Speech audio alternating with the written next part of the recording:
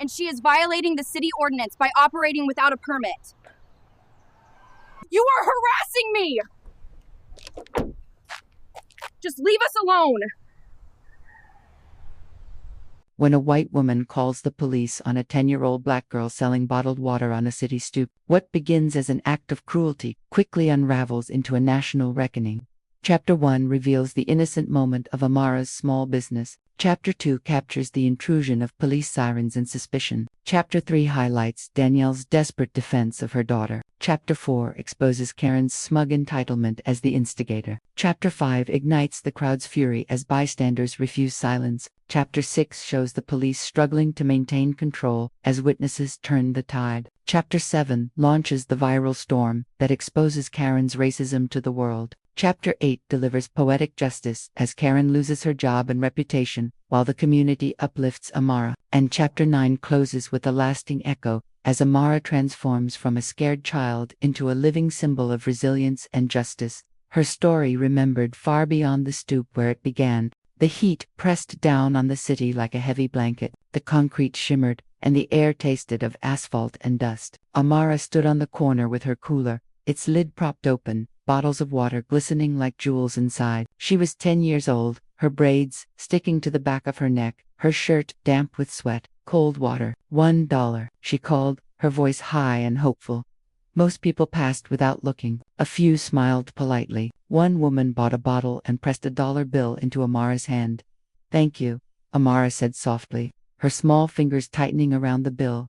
Danielle, her mother, had encouraged her that morning. "Don't just sit inside watching TV. Go do something that makes you proud." Amara carried those words like armor. She shifted her feet on the blistering pavement. The cooler wasn't heavy anymore. The bottles were disappearing, one by one. Each sale gave her a flicker of joy, a taste of independence. But then came the shadow. A woman stopped across the street, arms crossed, her skin pale, her eyes narrow. She wore a neat blouse tucked into pressed shorts, sunglasses perched high on her nose. She didn't smile. She didn't buy water. She just stared. Amara tried to look away, tried to keep calling out, "Cold water, ice cold water," but the woman stayed, watching, measuring. "Excuse me," the woman finally said, her voice sharp, carrying across the street. Amara's throat went dry. She glanced up, her voice faltering. "Yes, ma'am. You got a permit for this?" The question sliced the air. The few pedestrians nearby slowed, ears tilting toward the sound. Amara swallowed hard, blinking fast. "A permit," she repeated. "Yes, a license. Permission to sell." The woman's lips curved in disdain. "You can't just set up shop wherever you like." Amara fumbled for words, clutching the cooler's handle as though it could protect her. "I'm just selling water. My mom said it's okay." "That's not how it works," the woman snapped. Her sunglasses reflected Amara's tiny frame back at her, warped and fragile. The silence that followed was heavy. Someone coughed. Another pedestrian glanced at the woman, then at the child, then quickly looked away. Amara's chest rose and fell, quick and shallow. The woman tilted her head, voice dripping with disdain. "This isn't the playground. You can't just stand here like you own the place." Amara wanted to vanish. She wanted her mother's arms, the safety of her living room, but she stayed frozen, the bottles of water gleaming beside her like mute witnesses. The woman pulled out her phone. Her thumb hovered over the screen, and in that tiny moment, under the glare of the sun and the silent judgment of strangers, the air shifted. Something ordinary had cracked. The storm was coming. The woman's phone gleamed in the sunlight, her fingers moving with rehearsed certainty. Amara's heart pounded. She didn't know exactly what was happening, but every instinct told her it was bad. 911, "What's your emergency?" The dispatcher's voice, tinny but official, floated from the phone's speaker. "Yes," the woman said, her tone suddenly sweet, almost trembling. "There's a little girl out here. She looks suspicious. She's shouting at people, harassing them. I don't feel safe." The words slashed through Amara like knives. "I'm not," her voice cracked, barely more than a whisper. "I'm not harassing anybody." The woman turned her back to her, pacing slowly, her performance sharp as glass. "Yes, she's refusing to leave. She's aggressive. She doesn't belong here." Amara's small hands trembled over the cooler. The coins inside clinked with the shake of her body. A man passing by slowed, frowning. "She's just selling water, lady." The woman spun, her voice rising. Do you know her? Do you know if she's even supposed to be here? The man hesitated, his eyes darting between Amara's frightened face and the woman's steel-hard glare. His lips parted, but no words came. He kept walking. Amara wanted to call out, wanted to beg for help, but her throat closed tight. The woman's words poisoned the air, reshaping her into something she wasn't. She's being loud, aggressive, and unlicensed.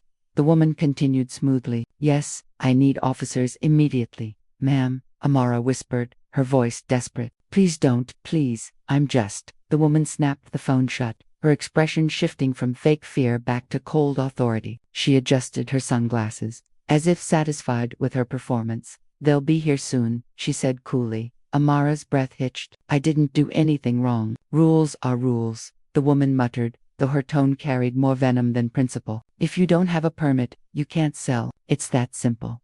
Her words rang false. They weren't about rules, they were about power. Another bystander, a young woman with headphones around her neck, stopped nearby. She's just a kid, she said, voice low but steady. The woman caressed. Kids can't break the law because they're kids. That's not how it works. Someone has to teach them. Amara's cheeks burned. She hugged herself tightly, staring down at her shoes. Her braids hung like curtains, hiding her tears. Karen crouched down slightly, lowering her sunglasses so her eyes drilled into Amara's. Do you understand me? This isn't playtime. You can't just stand here shouting like you're running a business. You need permission, and if you don't have it, you pay the price. I'm sorry, Amara whispered. Karen's lip curled. Sorry doesn't erase breaking the law. The words cracked like a whip. The crowd thickened. More eyes fell on the child and the woman. Phones appeared, lifted discreetly but not yet raised against her. Most people lingered, waiting, weighing their options. Please, Amara said,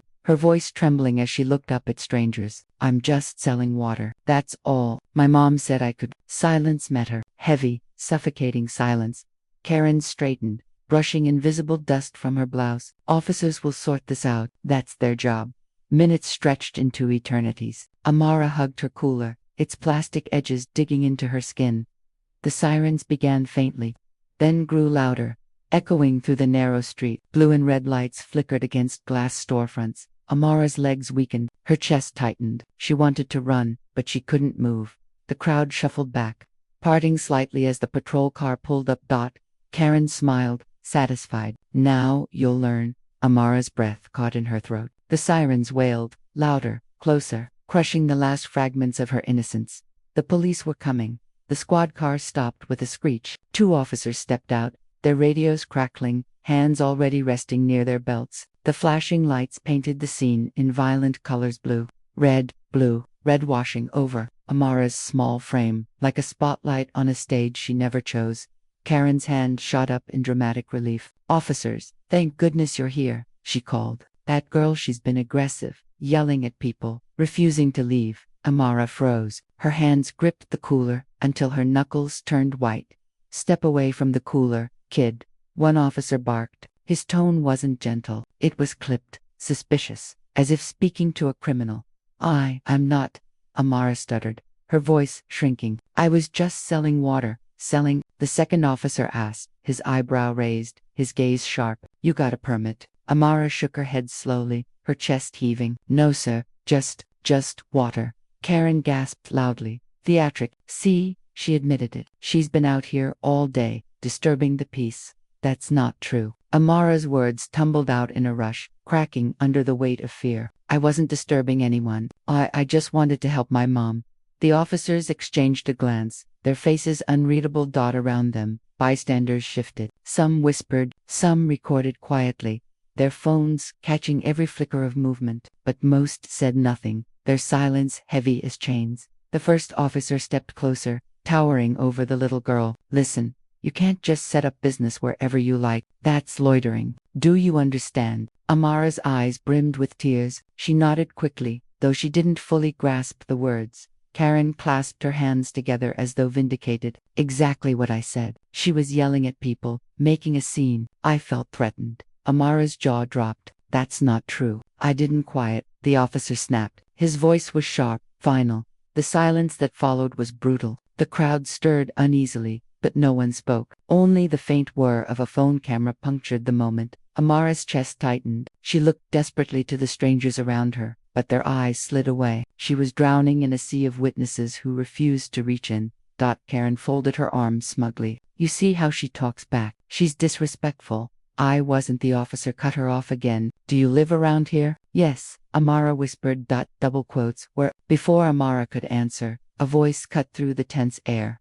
Right here. Danielle came running, her face fierce, sweat dripping from her temples. She shoved past two onlookers, her voice booming. What the hell is going on with my daughter? Amara's knees buckled with relief. Mama. Danielle dropped to her daughter's side, wrapping one arm protectively around her shoulders. Her eyes shot fire at the officers. Why are you standing over my 10-year-old like she's some kind of criminal? Karen stepped forward, her voice syrupy and false. I was only trying to protect the neighborhood. She was disturbing the peace. That's a lie, Danielle spat, her voice cracked with rage. My child is standing here selling water on a hot day, and you weaponized 911 against her. The officers stiffened. Ma'am, calm down. Don't tell me to calm down, Danielle roared, her voice trembling with fury. You pulled up on my baby with sirens and suspicion because a white woman said to lies into a phone. Do you have any idea what that does to a child? The crowd stirred louder. More phones lifted. Karen's lips twitched, her composure slipping. I didn't mean. Danielle cut her off with venom. You didn't mean. You meant exactly what you did. The officers shifted uneasily, caught between their training and the eyes recording them from every angle. Their authority, once unquestioned, now flickered under the harsh light of scrutiny. Amara clung to her mother, her small voice shaking. Mama, I didn't do anything wrong. Danielle tightened her hold, whispering fiercely. I know, baby, I know. The air pulsed with tension to officers, a smug accuser, a furious mother, and a silent crowd torn between complicity and courage. The storm had broken. The fight was no longer avoidable. Danielle rose to her full height, one hand gripping Amara's shoulder, the other pointing straight at the officers. Her chest heaved, her voice cutting through the muggy summer air like a blade. You don't point sirens and suspicion at a child, she thundered. You don't interrogate a 10-year-old because some stranger can't stand. To see her standing here, the first officer stiffened. Ma'am, we're just following up on a call. No, Danielle snapped, her eyes burning. You're not following up. You're following orders from a liar.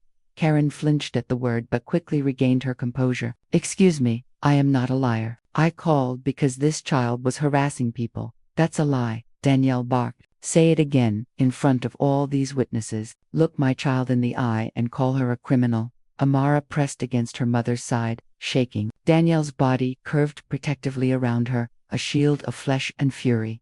The second officer tried to soften his tone. Ma'am, please don't ma'am me. Danielle's voice cracked with rage and grief. I've been a black mother long enough to know where this ends. You don't see a little girl. You see a problem.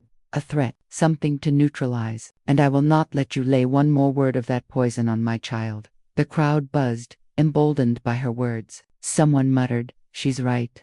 Another lifted their phone higher, recording every second.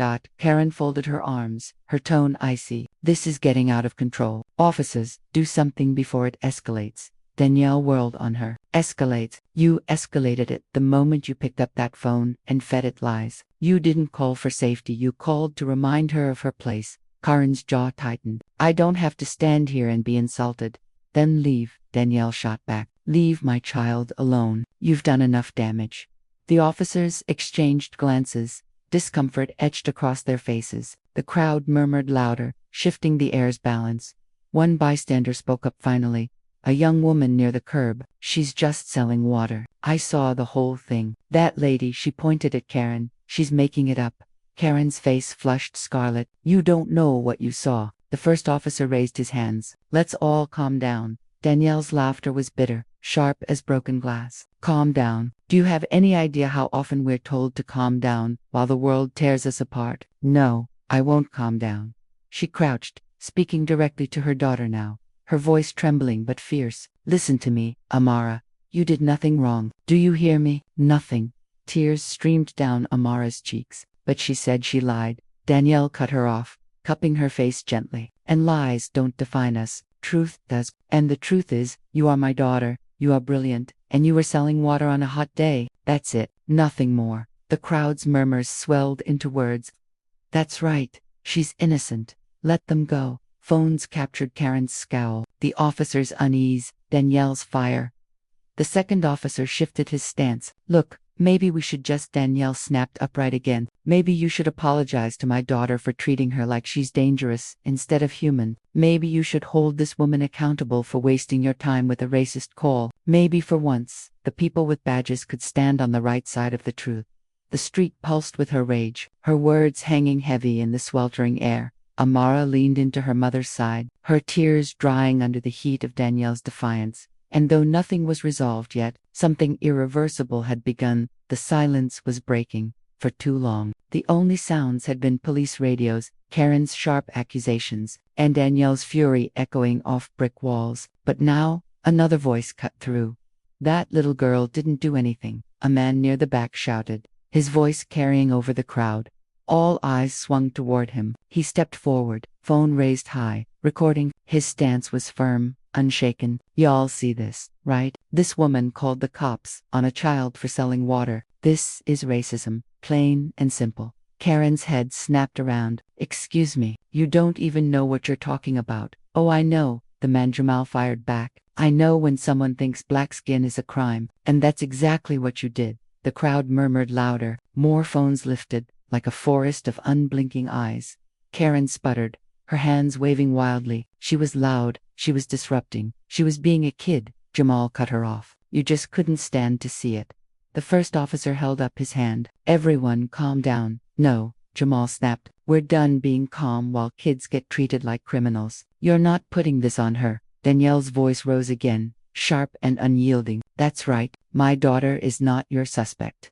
Amara clutched her mother's side tighter, her eyes darting to the strangers now speaking on her behalf. For the first time since the sirens wailed, she didn't feel completely alone. Karen's voice pitched higher, frantic now. You don't understand. I was just doing my civic duty. Anyone could have been endangered. Endangered, a woman in the crowd scoffed. She lifted her phone closer to Karen's face. By a 10-year-old with a cooler of water. Do you hear yourself? Karen's cheeks blazed red. You people twist everything. Jamal stepped closer, his camera steady. No, we expose everything. Big difference. The officers shifted uneasily, the power dynamic slipping from their grip. Their voices were drowned out by the rising tide of the crowd questions, accusations, raw anger breaking loose. Why'd you even take this call? Someone demanded. She's just a kid, man. Protect and serve who? The officers tried to maintain authority, but their words scattered in the noise. Danielle raised her hand, her voice cutting sharp above the chaos. Listen to me, all of you. My daughter did nothing wrong, and this woman tried to criminalize her for existing. We're not backing down. The words ignited the crowd further. Cheers and shouts rang out, mixing with the unrelenting glare of phone cameras. Karen turned in a circle. Surrounded now not by silent onlookers but by witnesses, loud, insistent, refusing to be erased. Her mouth opened and closed, but her words drowned in the roar. Amara pressed her face into her mother's side, her small body trembling. Danielle bent low, whispering fiercely, See, baby, they see you, they know the truth. The moment shifted. Power no longer sat in Karen's smirk or the officer's suspicion. It pulsed in the crowd, in voices that refused silence, in lenses capturing every second. For the first time, Karen's control slipped, and in that slip, the lie began to unravel. The noise thickened, phones recording, voices rising, a chorus of anger swelling in the heat. Karen stood at the center of it, clutching her purse like a shield. Her face flushed crimson. This is ridiculous, she stammered, forcing her voice above the din. I only called because she was aggressive. Stop lying, Jamal barked. He turned his phone toward her, his tone biting. Everyone can see the footage. You weren't scared, you were smug. You called 911 because a black child made you uncomfortable. Karen's eyes widened. That's not true. I didn't. Another bystander raised their phone, voice steady. I got it on video too, from the start. You walked up to her, not the other way around. You provoked her. Phones angled from all sides, lenses glittering like knives. The officers shifted uneasily. The first one muttered, Ma'am, maybe you should know. Karen snapped, her composure cracking. Don't you dare side with them. I'm the one who called you. I'm the victim here. Victim. Danielle's voice seared the air. She stood tall, her hand gripping Amara's shoulder, her fury vibrating through every word. My child is the one shaking. My child is the one who had police sirens scream in her face. Don't you dare claim victimhood while she trembles in my arms. The crowd erupted in agreement. She's right. Y'all better own this. Justice for the girl. The officers' radios crackled. One officer pressed a hand to his earpiece, his jaw tightening as a dispatcher's voice murmured updates. His eyes darted toward Karen, then toward the crowd. It's already online, he muttered. People are tagging the department. Karen froze. What? Jamal smirked coldly. Oh yeah, live stream lady. Hundreds watching now, thousands in a few minutes. Your performance is out there forever. Karen's chest rose and fell in jagged bursts. You can't just. Danielle's laugh was bitter, hollow. Funny how you wanted the spotlight when the police showed up. Now you're scared of it. The crowd closed in tighter, phones raised higher. Let's hear her say it again. Someone shouted. Yeah, repeat it. What did you tell 911? Karen shook her head violently. I didn't say she was dangerous. I just said, you said, aggressive. Jamal cut in. We heard you. We all heard you. Another bystander piped up. That's code. Everyone knows what you meant. You wanted them to show up ready to treat her like a criminal.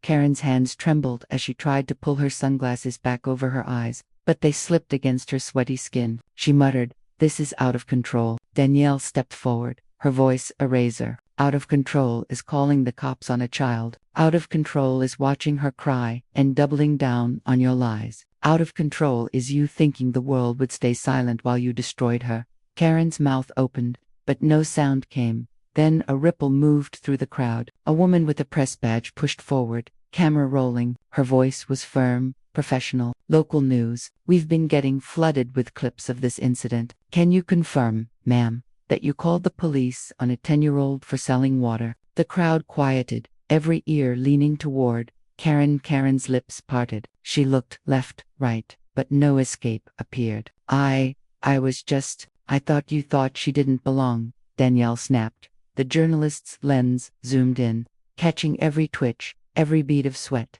The silence shattered into chants. Justice for Amara. Say her name. Stop weaponizing 911. Karen stumbled back, clutching her bag tighter. The lie unraveling strand by strand, tangled around her own throat. And in that moment, the shift was complete. Her power wasn't law or entitlement anymore. It was evidence, captured, streamed, archived. Proof that her weapon had backfired. The lie was broken, and the world was watching by the time Karen staggered away from the crowd. The story was no longer hers to control. Phones buzzed, screens lit up, videos multiplied like wildfire. Twitter, TikTok, Instagram, each platform echoing the same narrative. White woman calls cops on black girl selling water. Danielle sat with Amara on the stoop, gently rocking her trembling shoulders. Jamal crouched nearby, phone still in his hand, his voice low but steady. It's everywhere, he whispered. It's already trending. People are calling her out by name. Danielle looked up, her eyes swollen from tears but sharp as glass. Good, let them see. Let them all see. Amara sniffled. Mommy, am I in trouble? No, baby, Danielle said, her voice breaking. She pressed her forehead to Amara's. You did nothing wrong. You were brave. They tried to scare you, but you stood tall. A young woman from the crowd stepped forward, crouching down so Amara could see her face. She held out a cold bottle of water, bought from Amara's cooler. Sweetheart, you're a hero. Don't ever forget that. Amara's small hand reached out, clutching the bottle. For the first time since the sirens, her lips curved into the faintest smile. Meanwhile, Karen's world caved in. Her phone pinged with endless notifications, calls, texts, emails, social media mentions, strangers flooding her inbox. Racist. Shame on you. Lose your job yet? She slammed her phone off, but the noise only grew louder. People pointed when she passed. Cars slowed to shout insults. Her fortress of entitlement cracked, stone by stone, under the weight of exposure. Back at the stoop, Jamal refreshed his feed. Yo, look at this. Celebrities are sharing it. Activists, politicians, everyone's saying Amara's name. Danielle's jaw tightened. Good, because the system won't protect us. But the people, they might. A local reporter approached, microphone in hand. Danielle, would you be willing to comment? The public wants to hear your side. Danielle hesitated. She wasn't used to cameras, wasn't used to her pain being public, but then she glanced at Amara wide-eyed, waiting. Yes, Danielle said finally, her voice low but clear. I'll speak. The reporter adjusted the mic. What do you want people to know? Danielle looked straight into the lens. That my daughter was selling water. That's it. She wasn't hurting anyone. She wasn't a threat. And yet, someone thought calling the police on her was the right thing to do. That's the danger we live with every day. This is not just about water. It's about survival. The crowd behind her murmured, nodding, some with tears, some with fists raised. Amara tugged at Danielle's sleeve. Mommy. Yes, baby. Can I still sell my water? Danielle's throat tightened, but she nodded firmly. Yes, you can sell your water, and I'll be right here beside you. The crowd erupted in cheers. Strangers lined up, bills in hand, eager to buy from the little girl who refused to be silenced. Phones caught every smile, every handoff, every bottle. The image was powerful. A child whose small act of survival had turned into a movement. And as Karen hid in her car, watching through the windshield, her face pale and blotched, she realized the truth. The internet had judged her, the community had risen, her lie had birthed a storm she could never outrun, and trembling Amara had become a symbol of something unstoppable. The next morning, the city woke to a headline splashed across every major outlet. Black child harassed for selling water, community fights back. Screens lit up in subways, coffee shops, living rooms. The video of Karen's face twisted with anger, finger jabbing at a child looped endlessly. Her name trended hashtags, multiplying like sparks in dry grass. At her job, the phones rang nonstop. Customers demanded answers. Colleagues whispered in the hallways. HR sent her a summons. Immediate meeting required. Karen sat stiff in the boardroom, her skin clammy, her throat dry. Across the table, her supervisor fixed her with a cold stare. We cannot ignore this, he said flatly. Your actions do not align with this company's values. Karen stammered. I was just trying to enforce.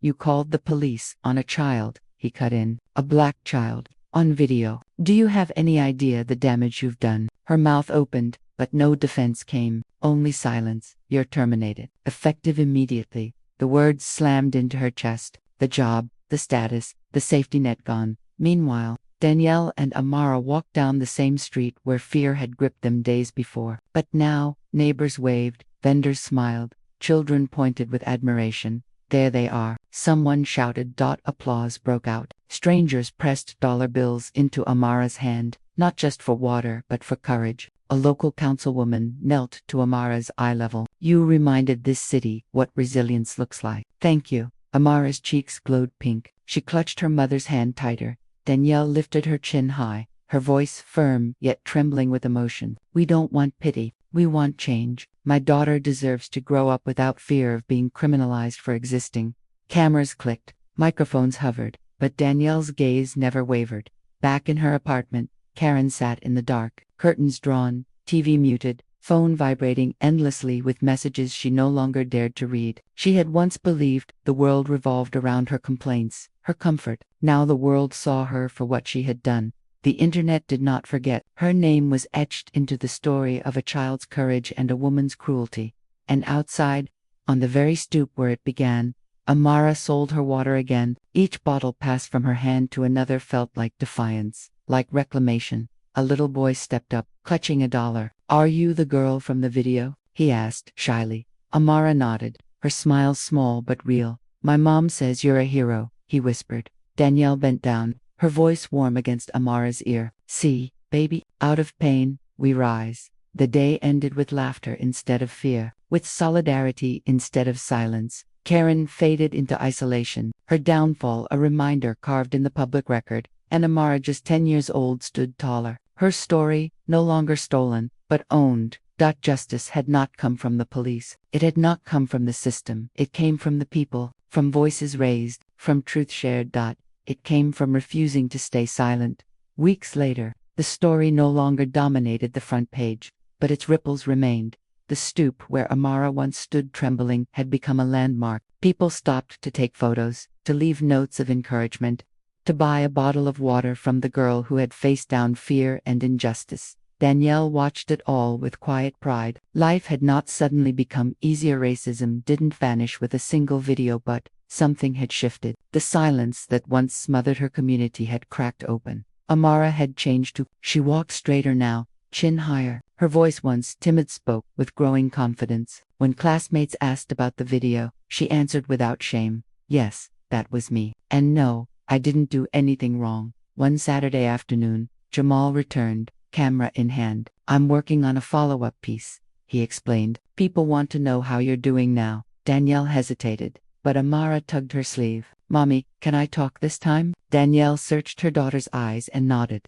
Amara faced the lens, her small hands folded carefully. I just wanted to help my mom by selling water, but someone tried to stop me. People saw it, and now they know it happens. It's not fair, but we can make it better. Her voice trembled, but she did not back down. Jamal lowered the camera, eyes shining. That right there, that's the truth people need. Far across the city, Karen remained in her silence. No job, no friends, her name, still a byword for cruelty. Every search result tied her to the same shameful moment. She had become a warning, a lesson, a reminder, but Amara became something else. Her story was taught in classrooms. Community leaders invoked her name during rallies. Donations poured into youth programs in her honor. Danielle often whispered at night, as Amara drifted to sleep, "You are more than what they tried to make you. You are light. You are proof." And Amara believed it. The final image was not of Karen's downfall, nor the flashing police lights, nor the crowd's rage. It was a child on a stoop, handing a bottle of water to a stranger, her smile steady, her presence unshaken, because justice was not only in Karen's fall, justice was in Amara's rise.